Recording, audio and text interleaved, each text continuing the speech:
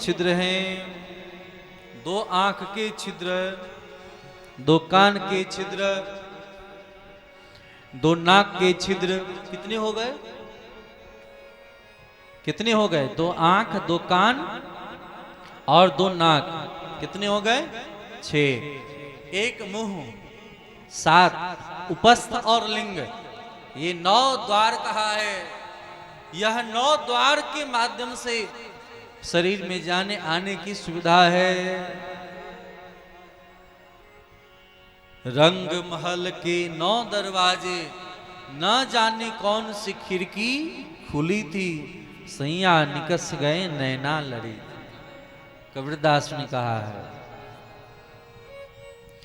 देखो भगवान एक अगर नेत्र पर कमांड ना हो, अगर देखने के कारण उसके चक्कर में, तो आपने एक कीड़े को देखा है जो लाइट को देख करके बड़ा मर्यादित तो होकर के उस लाइट की ओर भागता है। इतना प्रकाश के प्रति प्रेम होता है और झुलस करके मृत्यु को प्राप्त हो जाए। क्यों? उसे लाइट बड़ा पसंद है। कीड़े को आपने देखा होगा, लाइट की ओर दौड़ करके, प्रकाश की ओर दौड़ करके चिपकते हुए मृत्यु को प्राप्त हो जाता है। आपने गंध के चक्कर में पड़ी हुए भंवर को देखा होगा। वह भ्रमर उठता है और उठ करके कमल नाल में जाता है, उन पुष्पों के मध्य, और पुष्पों के मध्य जाकर के उस रस को ग्रहण करता है। रस को ग्रहण करता है और रस ग्रहण करते हुए उस कमल नाल में जितना रस लेना चाहिए लेकर के निकल जाए, लेकिन आलस प्रमाद में युक्त होकर के वह भ्रमर उसी कमल नाल में बंद हो जाता है। सायंकाल होने वाला होता है, मन ही मन विचार करता है, नहीं का और थोड़ा सा रस ले लिया जाए, और इस रस लेने के चक्कर में जो लोहे को भी छिद्र करने का सामर्थ्य रखता है उसी कमल नाल में बंद हो जाता है। रात्रि हुआ, प्रातः काल होने से पहले उन सरोवर में हाथियों का झुंड आता है और उस कमल नाल को अपने सूर से खींच करके उस कमल को पांव से कुचल देता है, जिसके कारण जो भ्रमर मृत्यु से बच सकता था वह मृत्यु को प्राप्त हो जाता। इसलिए अपने गंध शक्ति पर भी कंट्रोल करना चाहिए। जो गंध के पीछे भागते हैं वह बेमौत मारे जाते हैं। तो आंख के कारण, नाक के कारण, और दूसरा है जीभ के कारण। मछली सब इतना सुस्वादु भोजन चाहती हैं कि मछली मारने वाले कुछ पदार्थों को जल में छोड़ते हैं और उस पदार्थ के चक्कर में पड़ जाने के कारण मछली अपने प्राणों को धो बैठती है। उसी प्रकार जो व्यक्ति नित्य नए नए स्वाद के पीछे भागता है वह व्यक्ति भी एक दिन निश्चित करके मौत की ओर बढ़ रहा है। इसलिए जीभ पर कंट्रोल होना चाहिए। स्पर्श, स्पर्श सुख। हाथी को फंसाने वाले क्या करते हैं? गड्ढा खोद करके गड्ढे में जल आदि रख देते हैं। हाथी जब आगे जाता है तो जल में अपने परछाई को देख करके समझता है कि यह हथनी है, और उस हथनी को समझ करके कुएं में छलांग लगा देता है और पकड़ में आ जाता है। उसी प्रकार संसार में जो स्पर्श सुख के पीछे भागते हैं वो भी मारे जाते हैं, बंधन में आ जाते हैं। तो एक एक इंद्रियां जिनकी बलवती है वे व्यक्ति फंस जा रहे हैं, और हम मनुष्यों की तो 9 इंद्रियां प्रबल है। बताओ हम सबका कल्याण कैसे होगा?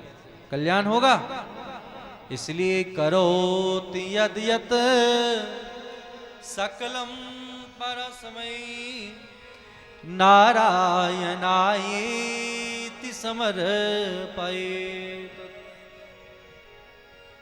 हम सबों को भगवान की कृपा रूपी अमृत का अभ्यास करना चाहिए उनको ही देखने का प्रयास करना चाहिए।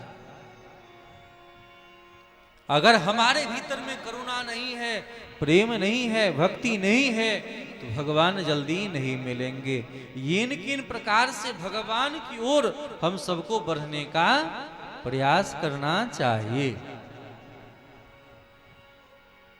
तो भागवत के 10 लक्षण हैं। सर्ग विसर्ग स्थान, पोषण ऊति, मनवंतर ईशानु कथा, निरोधो मुक्ति आश्रय।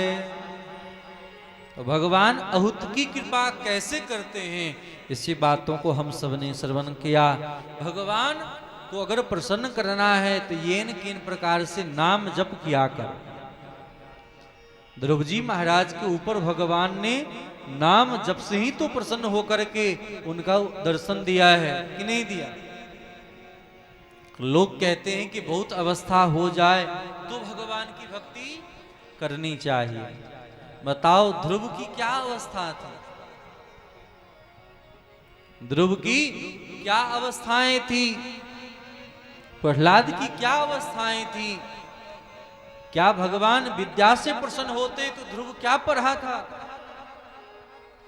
अगर जाति से प्रसन्न होते तो क्षत्रिय कुल में जन्म लिए थे।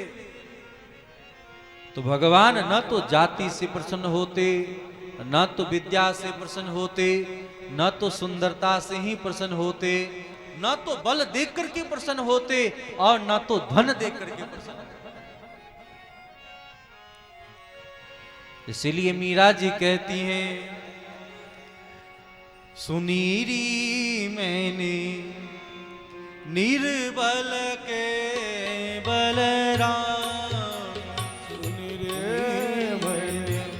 निर्बल के बलराम, सुनीरी मैंने निर्बल के बलराम, सुनेरी मैंने निर्बल के बलराम, सुनीरी मैंने निर्बल के बलराम, सुनेरी मैंने निर्बल के बलराम, सुनीरी मैंने निर्बल के बलराम, सुनीरी मैंने निर्बल के बलराम। साख पिछली साख भरू संतन के, पिछली साख भरू संतन की, अरे सवारे काम सुनीरी मैंने सुनी, अरे काम सुनीरी मैंने निर्बल के काम, सुनीरी मैंने निर्बल के बलराम। राधे।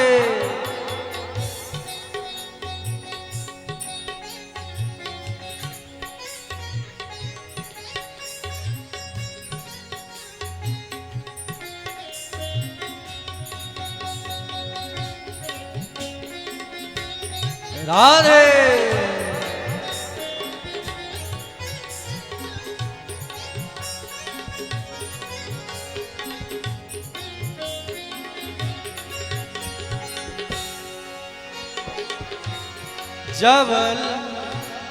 जब लग गज बल अपन्यों बरत्यो, जब लग गज बल अपन्यों बरत्यो,